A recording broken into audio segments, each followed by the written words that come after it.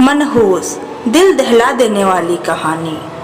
मैं college campus में बैठी थी।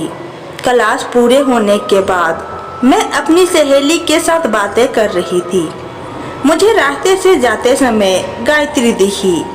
गायत्री को मैं आवाज दी, गायत्री इधर आओ। मेरी आवाज सुनते ही गायत्री मेरे पास आई। हम दोनों बातें करने लगी।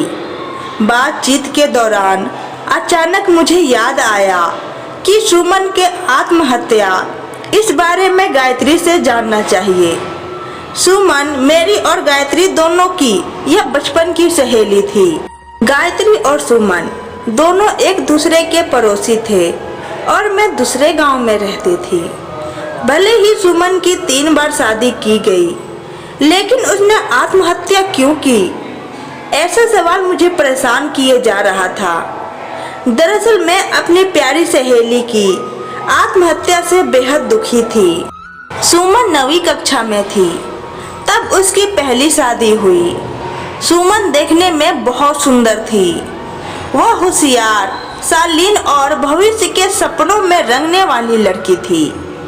उसने अपने जीवन में कई सपने सजाए थे, पर घर के लोगों ने उसकी जबरदस्ती से शादी करवा दी। मेरे पास इतने सारे सवाल थे कि मैं नहीं जानती थी गायत्री से कैसे पूछूं, लेकिन मैं हर बात की सच्चाई जानना चाहती थी। और आखिर में मैंने गायत्री से पूछ ही लिया कि सुमन ने आत्महत्या क्यों की। एक क्षण के लिए गायत्री चुप हो गई। उसके मुंह से शब्द नहीं निकल रहे थे। फिर उसने गहरी सांस ली और बोलना शुरू किया। 3 साल पहले सुमन की पहली शादी अमन नाम के शख्स से हुई थी। वास्तव में वो बहुत अच्छी गृहस्थी चल रही थी। दोनों एक दूसरे से प्यार करने लगे थे। जब भी ये दोनों साथ में बाहर जाते तो सभी कपल इनसे जलते थे। अमन और उसके परिवार के सभी सदस्य अच्छे स्वभाव के थे। जैसा सुमन ने अपने सपनों में जोड़ीदार सोचा था, वैसा ही उसे अपना पार्टनर मिला था। उसके घर की स्थिति मध्यम थी। अमन का एक छोटा सा होटल था। उसमें से उसके सारे खर्चे बट देने के बाद कुछ पैसे बच जाते थे। घर की हालात बहुत साफ सुथरी थी। एक दिन वह होटल से घर बाइक पर आ रहा था, तब एक बड़ी कार से उसका बहुत बड़ा एक्सीडेंट हो गया और इसमें उसे काफी चोट आई। हादसे के बाद उसे अस्पताल ले गया, लेकिन सिर में गंभीर चोट लगने के कारण इलाज के दौरान उसकी मौत हो गई। सुमन को बहुत दुख हुआ, लेकिन उसके ससुराल वालों को गलतफहमी थी कि अमन की दुर्घटना सुमन की वजह से हुई है, वह अपशगुनी है। ऐसा सुमन के ससुराल वालों को लगता था। उनमें से कोई भी उसे समझ नहीं पाया। अमन के जाने के बाद कुछ दिनों के भीतर ही सुमन के ससुराल वालों ने सुमन को घर से निकाल दिया। सुमन उन लोगों के सामने रोती रही, बिलखती रही, पर किसी ने उसकी नहीं सुनी। उसे समझ नहीं आ रहा था कि वह कहाँ जाए। वह मायके गई और कुछ दिन मायके में ही रही, लेकिन आस पड़ोस में चर्चा हो गई तो उसके माता पिता फिर से उसके लिए रिश्ता ढूंढने लगे। सुमन दूसरी शादी के लिए तैयार नहीं थी। जब वो बाहर निकलती थी तो लोग हमेशा उसे ताना मारते थे। इस वजह से सुमन के माता पिता बहुत परेशान रहते।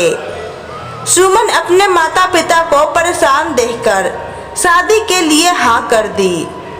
फिर सुमन के माँ बाप ने जल्दी में अमोल नामक शख्स से सुमन की शादी करवा दी। अमोल बहुत बुरा आदमी था।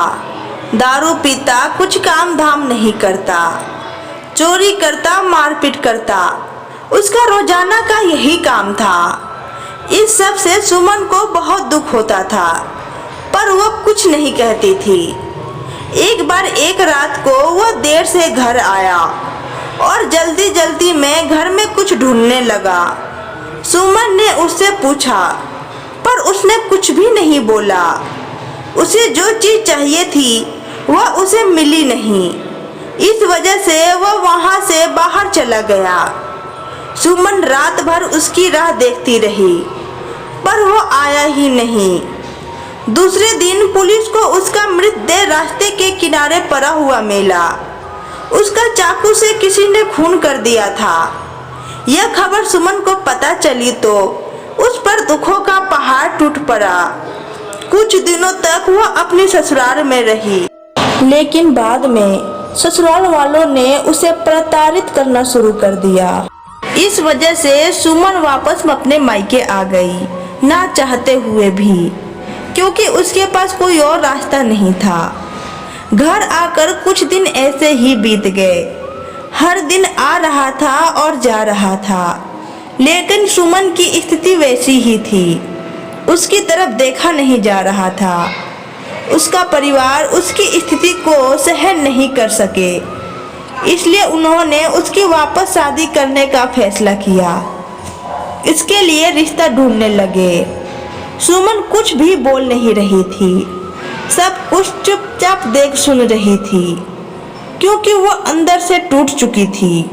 जो हो रहा था उसे अपना किस्मत मान चुकी थी। उनके रिश्तेदारों में गौतम नाम का एक लड़का था।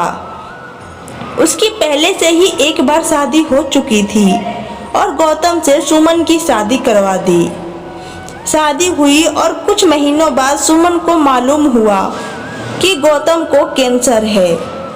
उसके हंसते हुए चेहरे पर फिर से दुखों का बादल छा गया, लेकिन उसने हिम्मत से इन सब का सामना करने का फैसला किया। 5 महीनों तक अपने पति की सेवा की, लेकिन आखिरकार 5 महीनों बाद उसके पति की मौत हो गई। इस दुख से सुमन बहुत तंग आ चुकी थी। कुछ दिन बीत गए, लेकिन बाद में ससुराल वालों ने उसकी जिम्मेदारी लेने से इनकार कर दिया। उसे घर से निकाल दिया। उसके बाद वो फिर मायके चली गई, लेकिन उसके माता पिता, उसके भाई भाभी ने भी उसे घर नहीं आने दिया। सुमन के मायके वाले भी उसे अपशगुनी मानने लगे। सभी तरफ से रास्ते बंद हो चुके थे उसके लिए। उसे उम्मीद की कोई किरण नजर नहीं आ रही थी। अंत में उसने खुद को खत्म करने का फैसला किया। उसने अपना जीवन समाप्त कर दिया। सुमन की यह कहानी सुनकर मेरी तो आंखें आंसुओं से भरकर बह रही थी। पूरा दिन मैं सुमन के बारे में सोचती रही।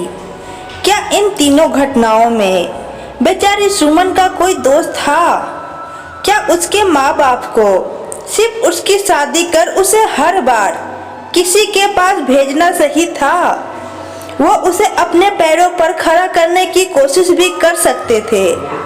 सच कहूँ तो सुमन की जान उसकी बदनसीबी ने नहीं, उसके परिवार की, उसके आस पड़ोस के लोगों की छोटी सोच ने ली है। वो बेचारी मनहूस नहीं, बदनसीब थी, क्योंकि उसके आसपास ऐसी सोच रखने वाले लोग थे।